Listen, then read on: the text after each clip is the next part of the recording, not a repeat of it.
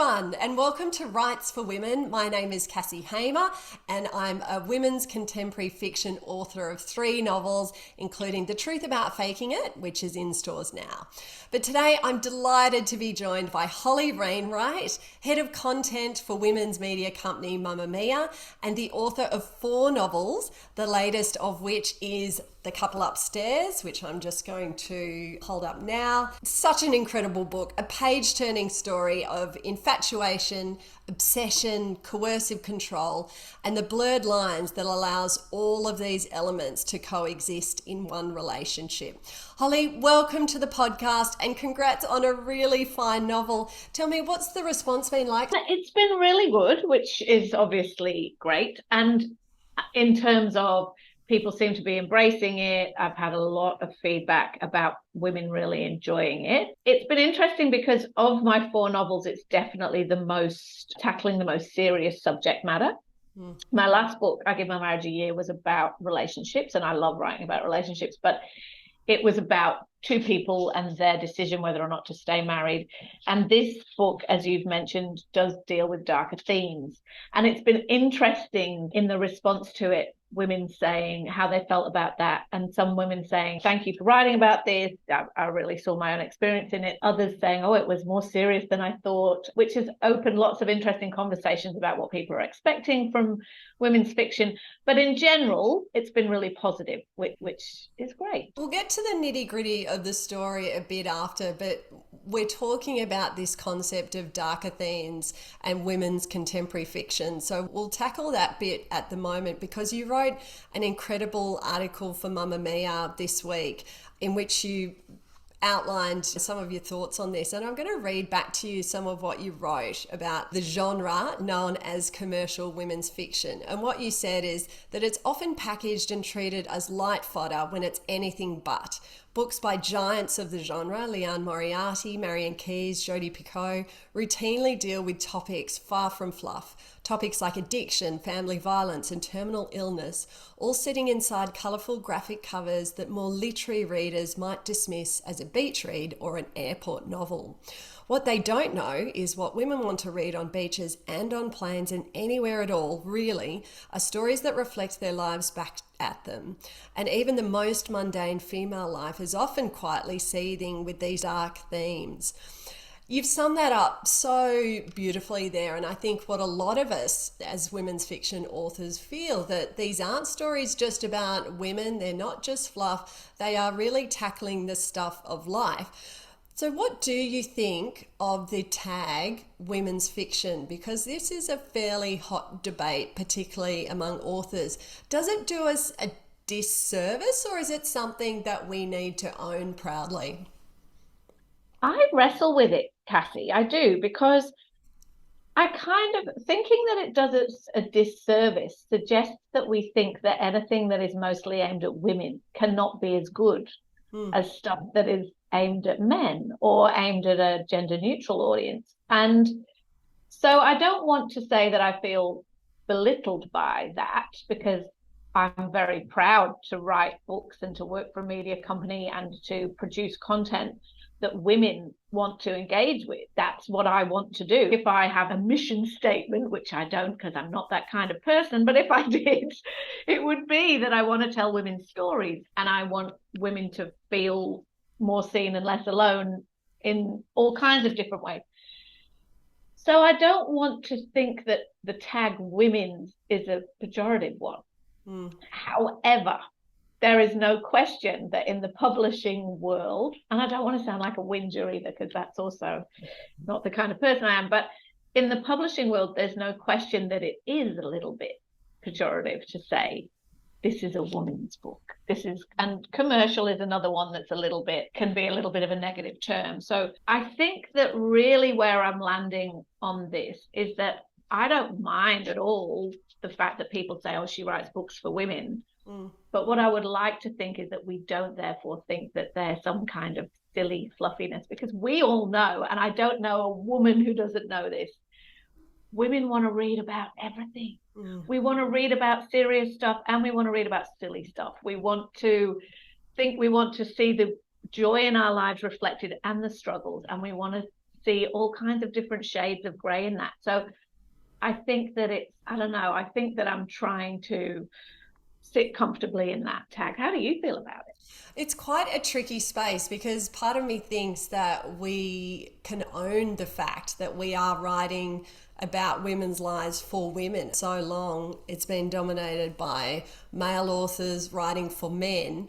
But then again, there is an assumption, I think, that goes along with what is the domain of women's fiction. But I think that is changing, and I think women like Leanne Moriarty and the ones that you mentioned are changing that view, and they're changing it because they're being so successful. The publishers are seeing that there is a real appetite for this kind of fiction and these stories, and in a way it's like delivering the punch in a velvet glove. Like when we caught up a couple of weeks ago, I was saying how much I loved the cover of your book, and for those who haven't seen it, it's got pink and sort of not purple, but it's a lovely shade of blue and orange. Like it's quite colourful and it's got stripes. And you mentioned at the time that you were slightly concerned that the readers' expectations of what they were getting in this book might be different to what they actually receive from it. And I'm guessing that's at the heart of the reaction that you've been getting to this book, that it's not necessarily quite what people were expecting because it's a little different and darker to what you've written before. And you've said that this was your most ambitious book to date, and I'm just wondering what you meant by that. So I think, to touch on the cover for a second, it's interesting because I don't think I'm speaking out of turn to say this, that we actually had we had a bit of a wrestle about the cover with my publisher Pam Macmillan that ended, I think, in a very good place. But the first version of it looked quite similar to that, but the color tones were much more pastel-y and more like ice creamy colors. And both myself and my agent Catherine Drayton felt that was a step beyond in terms of misleading, because the book is not a heavy book. And I think that's another thing, is we don't want to, particularly at the moment when I think that women are overwhelmed, not only women to be fair, but most of us are still overwhelmed with what we've all been through collectively over the past few years, on top of the usual overwhelm that women tend to be dealing with. You don't necessarily want to take on something that feels like this is going to be homework, this is going to be dredging up all my worst moments. So it's a difficult line to walk, to say this is an accessible page turner, but I don't want you to walk into it thinking that it is sunshine and lollipops when it is dealing with things that are quite serious in part. So there was a discussion there about how to find a middle ground there. And because my last book, I Give My Marriage a Year, had an amazing graphic cover that obviously for very sensible reasons it was smart to reference, so that reader knows what they're going to get, knows that it's the same author in that immediate recognition moment. It was interesting, that sort of decision about how you arrive at a place where it feels accessible and like I want to buy that, but hints at the darkness. So that was the story about that. And I think it's interesting to consider how you convey those messages in covers that also people want to grab off the shelf. Anyway, in terms of ambitious, two things. One was that it's basically a mystery, not entirely, it's not a whodunit kind of mystery, but it's what we would call a much plottier book than my last book. It has twists and turns. It's important when certain things are revealed. You don't necessarily know what's going to happen, all of those things. I wanted to try that, because although obviously I Give My Marriage a Year was a plotty book in that the suspense in it was to find out whether or not the couple were going to stay together or not, and hopefully the reader was invested enough to care, it wasn't a plotty book in that, to be really honest, not a lot happened. Like, it's more of an exploration of a relationship, and I love that book and I'm very proud of it. But I wanted to try something different. I wanted to see if I could write something a bit more plotty and a bit darker. So it was ambitious in that way, that I felt like I was swimming in a space that I hadn't swum in before. And that's what I want to do. I think every writer I know doesn't necessarily want to reinvent themselves with every book, and certainly that's not what our publishers want us to do. But you want to test yourself, right? You want to grow. I only want to get better. If I get to live my dream, I will be writing books until I can't tap a keyboard anymore, and I want every one of them to challenge me and to be better than the last one. So I'm not saying necessarily achieved that or will achieve that, but that's what I would love. So I had ambitions to try something different. And I also had an ambition to deal with this thorny, gray area of abuse that is not easily understood or recognized. And coercive control is obviously the term that we've come to know that describes this now, but it's an umbrella for a lot of different things. So as I write in that piece, I said when I was first talking about the book and promoting the book, I was saying it's about obsessive love, and it is, and it's about infatuation, and it is, and it's about how lust can cloud judgment, and it is, and it's about all these things. But it is also about that feeling of being in a relationship that is so intense that it then dominates your life, and then how you get out of that, and who's at fault for it, and what the suitable punishment should be. And so all of those things were difficult for me to do. And I guess when I say it was ambitious, it felt like a big mission. And some days, like all writers, some days I think, oh, I pulled that off. And then other days I'm like, oh, I really did it. I think I can see the two ambitions there, the writerly ambition and the thematic ambition. And the thing I kept thinking when I was reading your book is just how incredibly nuanced your depiction of those very complicated relationships was. And it made me think a lot about the saying that two things can be true, that yes, you can love someone and be obsessed by them, and you can have huge moments of joy in that relationship, but you can also have terrible moments of misery and anger, and yet you can still consider it to be a loving relationship. I'm just wondering, can you tell us a little bit? We've spoken around what the book is about, but can you tell us more about the plottiness of it and who our main characters are and what situation we find them in at the start of the book? Yeah. I'm delighted to hear you say that you thought that topic was explored with nuance, because obviously that's what I wanted. And I think we live in a world where and it's ironic that with all of the voices we can listen to now with such ease, we're still so much more comfortable in being able to be black and white about goodies, baddies, that's wrong, that's right. And I think we all know that relationships are much more complicated than that. But yes, to the plot. So it's called The Couple Upstairs because it's set in an apartment block in Sydney by the beach, which is pretty much the apartment block that I lived in for a long time, much longer than I should have done, like Mel, the protagonist, because it's this old Art Deco block by the beach. And Mel's living there with her two small children. She's recently split up from her husband. And upstairs this young man moves in, first of all, who reminds her intensely of her ex. Not her ex-husband, but a love from her past who was really pivotal in her life, was the reason she is where she is in her life and why she made the choice to marry the man she did, and many other things. And she becomes obsessed with him because he reminds her so intensely of this past love.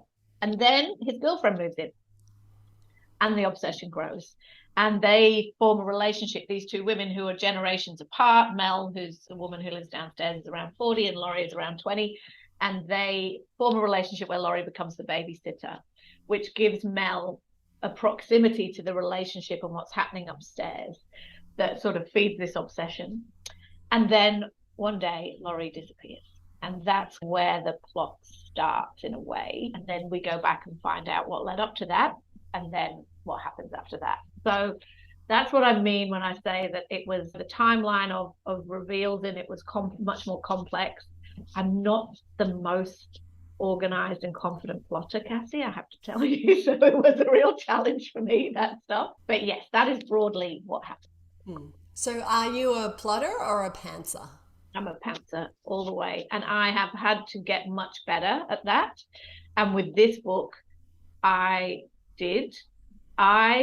am one of those writers who, obviously, to get a book written, you have to be organized, you have to be committed, you have to be all of those things. So I'm not pretending that I'm just like some flaky flippity-gibbet who doesn't know what I'm doing. But what I do find is that my plots often unfold to me as I'm writing, rather than necessarily being a person who can immediately plot out exactly what's going to happen in every chapter. Or when I do that, it invariably shifts and changes along the way. I think it's probably because in my professional life, I have been a writer and an editor for so many years that everything's a work in progress until it's not. You know what I mean? It's like every piece that you write for the internet or a magazine or otherwise isn't finished until that very last moment, and I can change it right up. I don't know, I find it very hard to set things in stone, including plot.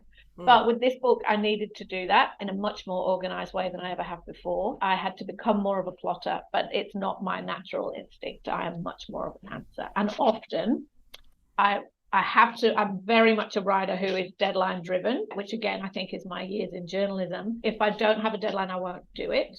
And I invariably find myself in a mad scramble to the end. As we all do. You're not alone. But tell me, what does your plotting then look like? If you say that usually you're a discovery writer, let's call it that, but in this case you had to sit down and do more plotting. Did it look like an Excel spreadsheet, or did it look like you just jotting down some dot points, or did you have a particular, there's lots of plotting systems out there, let's call them, Save the Cat, etc., etc. Did you use that, or can you describe a little bit more what plotting looks like? I didn't, although because as I say, plotting is something I definitely want to get better at. So I'm now exploring a lot more of that for my next book. But the way I used to plot in my old house, in the little flat that was like the one that Mel lives in, is on a big wall in the bedroom. My poor partner, honestly, he puts up with a lot. But part of it was literally literal post-it notes all over the wall, like ended up being 100 of them that were all the chapters, all the sections, the character points, and I just moved them around. And there's something about that is very pleasing to the way my mind works. And we've just moved house again.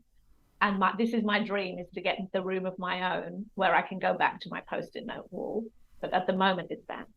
So at the moment, I have a virtual version of that on Scrivener. So I write on, obviously, the way that you can set up all your chapters and notes on there. Obviously, there is a way that you can work on Scrivener where it literally looks like you're plotting on post-it notes.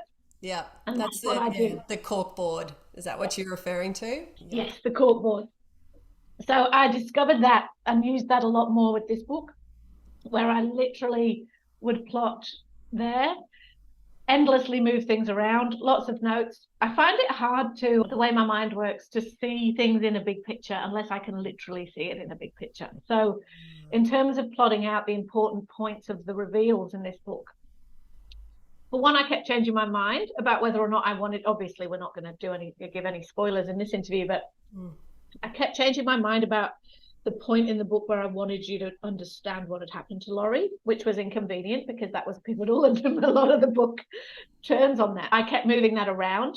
But yes, I literally just plot out chapter by chapter, section by section, because the book is in parts, which I find easier to organize my thoughts in that way too. And then I just start.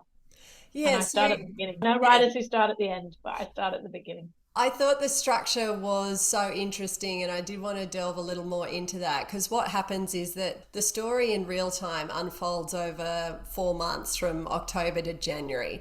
But part one is sort of October to November, and then part two jumps forward to January, where something quite monumental has happened, and then the end of the book fills in that November-December period. And the effect of that is that it does give this really propulsive quality to the story that just makes you want to keep turning that page. Was that always the way that you were going to do it, or did you write it chronologically and then start playing with the structure? That was always the way I wanted to do it. And my main concern is that it would be confusing, because although I love a twisty, plotty book as much as the next person, I recently read one that had been recommended to me that was brilliant, but I literally didn't understand what was happening. And I'm like, when the plotty twistiness gets so complicated that I have to keep flicking back in the book, I'm probably out. There's a problem. Yeah. I know people who love that, but to me, I'm like, if I get to that point, I'm like, I'm out. So I didn't want it to get too complicated, but I knew that I wanted you to understand what had happened, like the issue that had happened, and then go back and see it unfold. And I wanted you to understand that what you thought, in the same way that relationships are never quite what you think they are from the outside. I wanted the reader to get that sense of when they read the prologue, which is about Mel's physical sort of yearning and obsession for this couple upstairs in a way. I wanted you to be a little bit, not misled, because that sounds disingenuous, but to understand that what you might be thinking Mel is feeling there is not really what she's feeling by the time you get to the point of the book. And I wanted to explore, it's also set in the pandemic, which is another controversial point about it, because a lot of people said, don't do that. But I also, so I wanted, the timing of it was important, but then I also felt very strongly that I didn't want it to be too bogged down in that timing, as in, at that moment, was Sydney in lockdown? Was it not? Were we on restrictions? Were we not? I wanted it to be a kind of sinister hum that adds to the claustrophobia that we were all living through in that time, and sort of part of why it became, everybody was pushed together in this very literal way during that period. So I knew I wanted to mess with the timing like that, but I wrote it in the order that you read it in. Oh, that is so interesting. I don't know how you held all those bits in your head, but now that you've explained the post-it notes, it's clear that you couldn't hold it all in your head and that you had to see it on paper. Did you get any pushback from your editors about the decisions you made, particularly in relation to having a prologue, which sometimes can be a bit divisive with editors, and also including the pandemic, which is a hot button topic with publishers? My publisher was supportive of me setting it in the pandemic, but then in the editing process there was quite a lot of back and forth about how specific to be. And as I say, I did not want to be too specific. I never actually used the word COVID. It's, the virus is mentioned, it's in the background. As I say, I wanted it to be almost an atmosphere rather than a reality. I just felt, and maybe this is lazy, Cassie, but I just felt, because I wrote this book over the past 2 years, and I know a lot of writers who've struggled a lot to write in pandemic times, and I was definitely one of them too. It was but not an easy book to write for many reasons. I just couldn't not. And I know it's strange because now, I'm not going to say we're at the other side of it because we're not, but now whatever art I'm watching, there's always this question in my mind: is this the time before, or is this the time after, or is this in a time that we're pretending never happened? Or I don't know. I just felt like I couldn't not. And also, from the time that I had the idea for the book, which was pre-pandemic, once the pandemic happened, as I say, it made me realize that it would be useful, because you're so much closer to the people you live with and around when you're literally there all day, and when you literally can't go anywhere. And so it was useful to the plot as well. It can be a useful plot device as well as being that sort of oppressive presence. But I think I read somewhere that you felt like this book had been written in snatches of time and in cracks of time. What did you mean by that, and how did you actually get the thing written then? Because that's a very hard way to write, because a book does require a substantial amount of immersion at some point in the process. I know, it definitely does. And I think that's another reason why I was actually very nervous about this book. There were the themes and the ambitions of the different style that we've talked about, but also the writing process was far from ideal, as it was for all of us during this time. Because during the time that I wrote it, it was pandemic times. There was homeschooling. There was a very intense, I have a day job, obviously, which is quite significant, but also periods during the past 2 years that has been more demanding or more intense, because certainly in the early stages of the pandemic, everybody was just panicking about what that might look like. So we were all in. So there were periods when the book got very neglected. We also moved during this time. So we moved from the city to a regional area, and all that entailed. That was better though, because we had more space and more time. And I think I'll look back. I mean, some people want to punch me for saying this, but I think I'll look back at some period of last year with a little bit of fondness, because we moved to the South Coast just as Sydney went into its long lockdown. And that immediately cut us off from everybody we knew. And the children were at home, but they were a bit older than they were the first lockdown. And we also had more physical space. And I did have more time to focus on the book. But when I say I think I wrote it in 5-minute bursts, I also think that is just that our attention was so shattered during that time. Because I think even with, and I know a couple of writers, I spoke to a writer recently for whom she said it was her most creative period ever. She doesn't have children and she wasn't homeschooling and she wasn't doing all those things. But for most writers that I know, and most people I know, the stress and anxiety that came with it, as well as the practical challenges, just shattered our ability to concentrate. And I did feel at times like I wrote this book in little bits. I had a deadline looming. I knew what I wanted to do, but I wasn't sure how to do it. So I've always written in blocks of the day, either early in the morning or at night, or for a few solid hours on the weekends, or obviously carving out little portions of time is how I've always written. And I literally set a timer to say I'm going to, I have a laptop.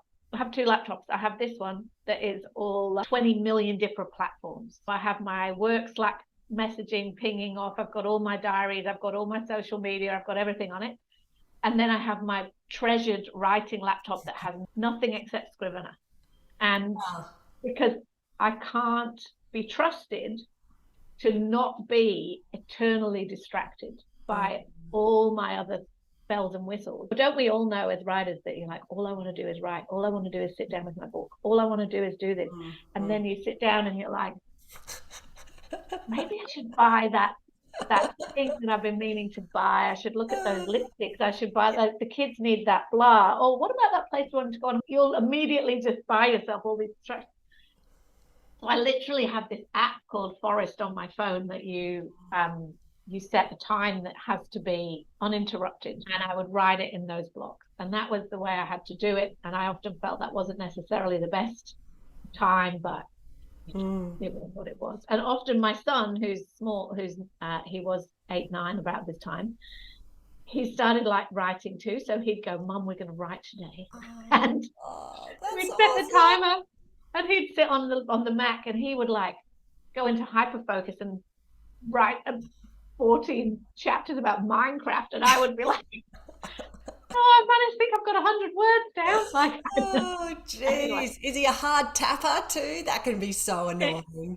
He is, but I would be like, oh gosh, he's really showing me up. I need to work harder. I don't know if it's helpful or not, but so you're not conscious of producing a certain number of words. You mentioned that you have a deadline, so I'm imagining that you are conscious of word counts, but when you block out that time, you're not thinking to yourself, oh, must do 500, must do 1,000 words.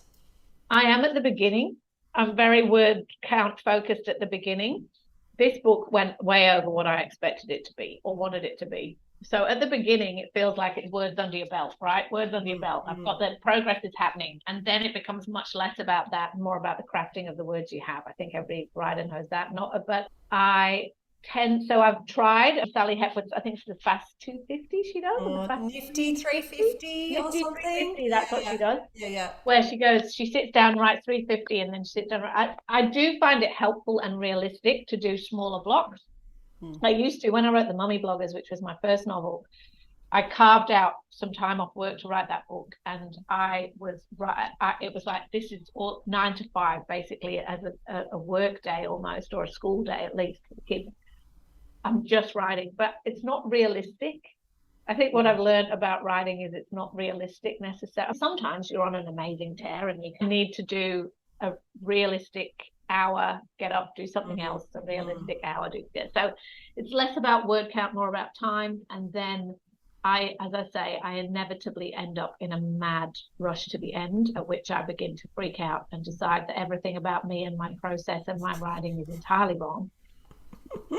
But that is your process. The freak out is part of the process. That's what I'm recognizing, although I'm hoping. I don't think it's hoping. I need to make sure that the next book is a less crazy affair. Pick up from that question because I wanted to then ask, given the intermittent nature of writing the book, can you remember how long it took from first words to final words? Was it a year, less than a year? It was 2 years, but it was some of that time no writing was getting done. So I remember that I wrote the prologue, which was at that point going to be chapter 1, but then I decided to do the timing shift and everything on holiday in 2020. So in January, I wrote that. I remember being very pleased with myself because I thought it was something you do. But I don't know about you, Cassie, but a lot of my writing process is a lot of self-loathing. All of it is self-loathing until you then reread it and think, this is not as shit as what I felt like coming out. Really, not terrible. This is terrible. Yeah, readable. But I remember being pleased with the prologue. And we were on holiday in Dagger Island and the Hawkesbury River, which is a place that I love. Anyway, then the world went to shit because that was January 2020. And then everything went wrong after that in terms of the pandemic. And so it was, and then I didn't file it till the end of this past January. And so there was a large portion of 2020 where I wasn't really working on it, even though I should have been, because everything else just completely overtook. So it was literally 2 years, but it was supposed to be 2 years, but it was literally, I don't know if I could add up all the blocks of time.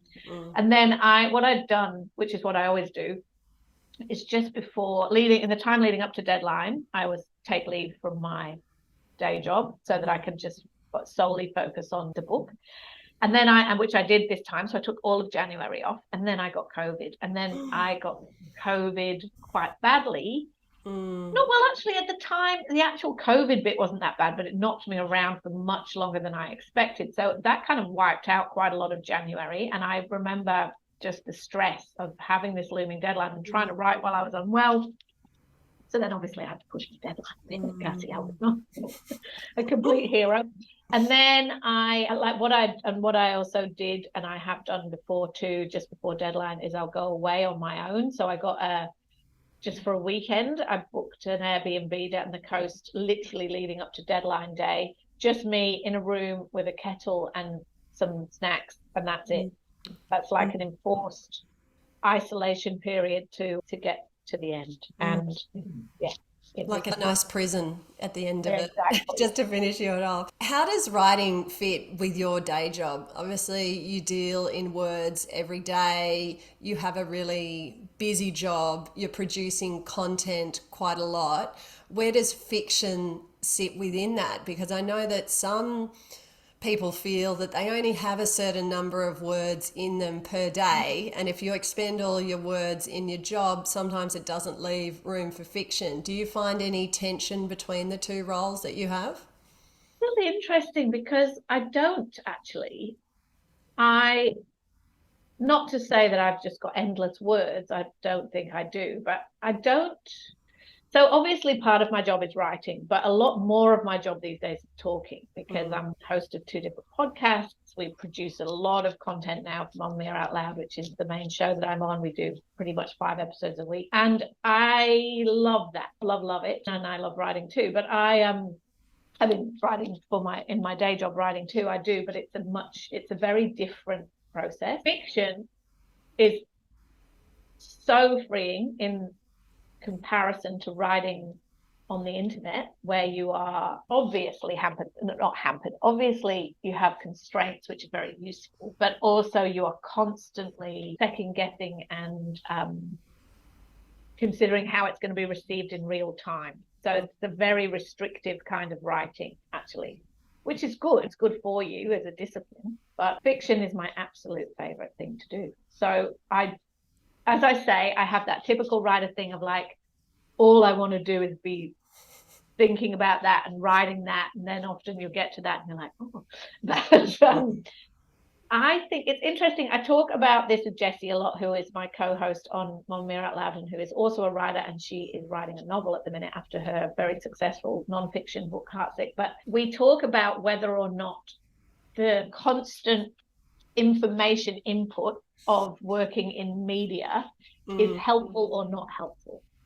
And I think in some ways I wouldn't be able to write the books that I've written if I didn't have that job, because literally I listen all day to women's stories in some form or another, and what women are interested in and what they're talking about and the things in their lives that are causing them stress or joy, or I literally have a sort of hotline to that all the time, which is incredibly useful for a writer.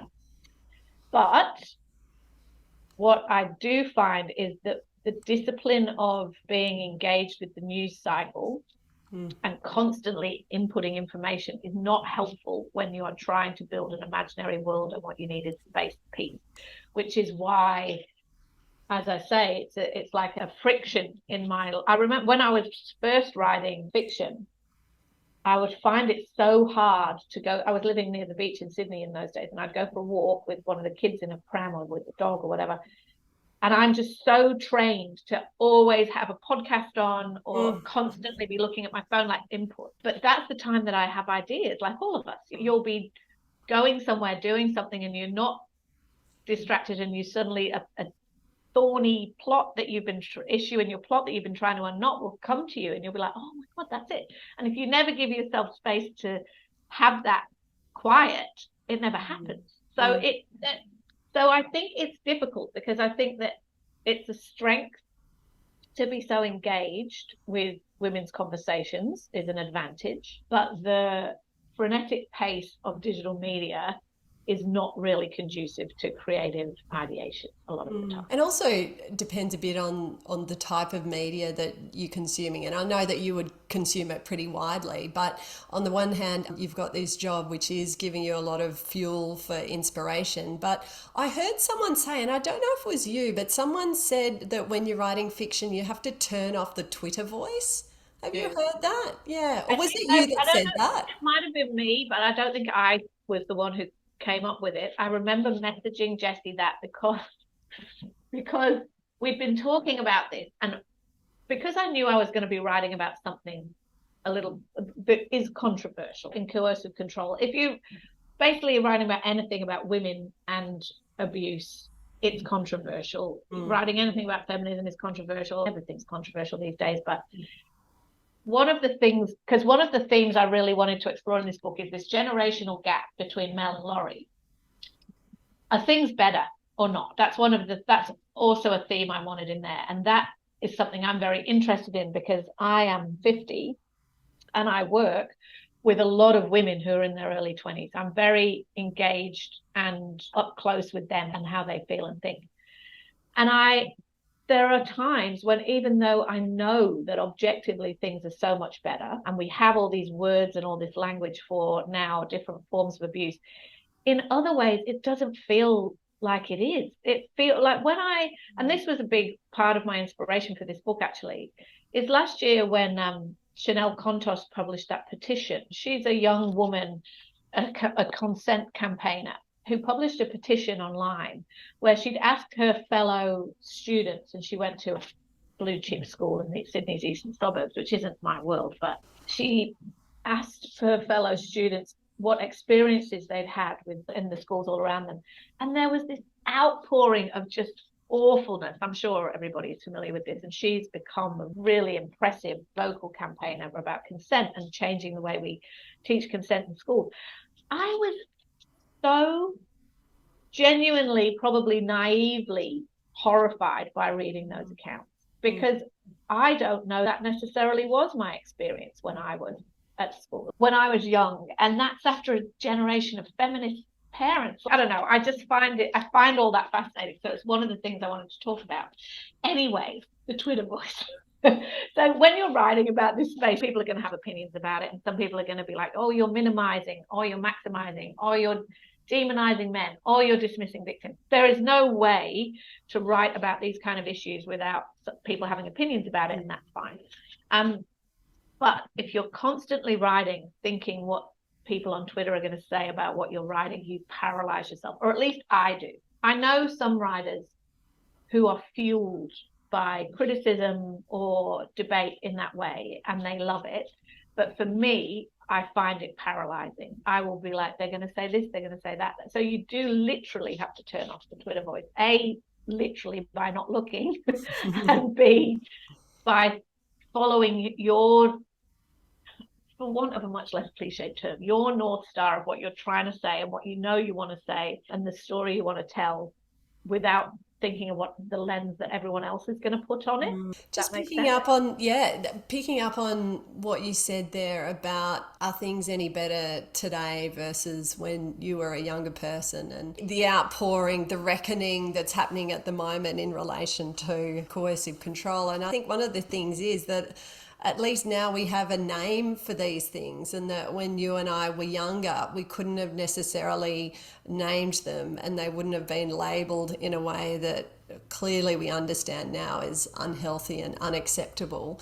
But I wonder if the writing of this book and the turning off the Twitter voice is also complicated, but not complicated, but exists in at the same time as the fact that you're writing a lot from what you experience. And I understand with this book, and this is something that you wrote about in the Mamma Mia piece, was how some of your direct experience is translated into this book. And I'm just wondering if you can tell me a bit more about that, and how do you use personal experience in fiction in the way that is comfortable for you and protects you and the people around you, but is also, it's that magic ingredient that makes fiction really sing. When you're writing from personal experience, there's a certain authenticity to it that is hard to replicate through purely imagination alone, but it does come at personal cost. So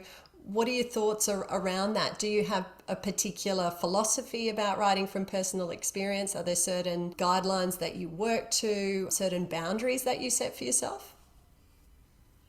Definitely. This is also an issue in the other kind of writing that I do, which is the nonfiction stuff, is other people, people externally will have views on how much they think you're sharing and whether you're sharing too much or not enough. Everybody I know who writes any kind of memoir or personal essays or anything that touches on their own experience has their own quite strict guidelines for that. So obviously I'm always questioning myself about what I do and don't want to share.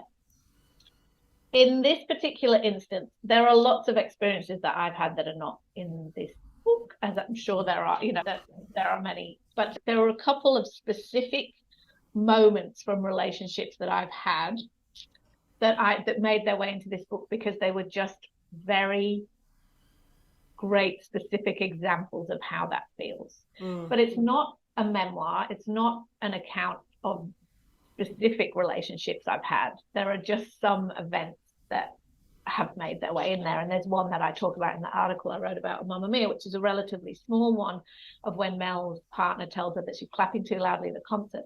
And that did happen to me. But everything else around that is not what happened to me. So I think that I think it's frustrating for authors sometimes that people are always sifting through their work and going, is that bit true? Is that bit true? Is that person? Because we all write from a mixture of personal experience, research, imagination. Fiction is a mess of all of those things, yes? So I think that sometimes it's helpful, particularly when you're trying to explain your work or talk about your work, to acknowledge that some of it is true and comes from a specific place. But I don't want to ever get in that situation where it's yes, and this was that guy, and this, like, it's about the finding some very specific detail in something that then you can actually be quite broad about. Does that make sense?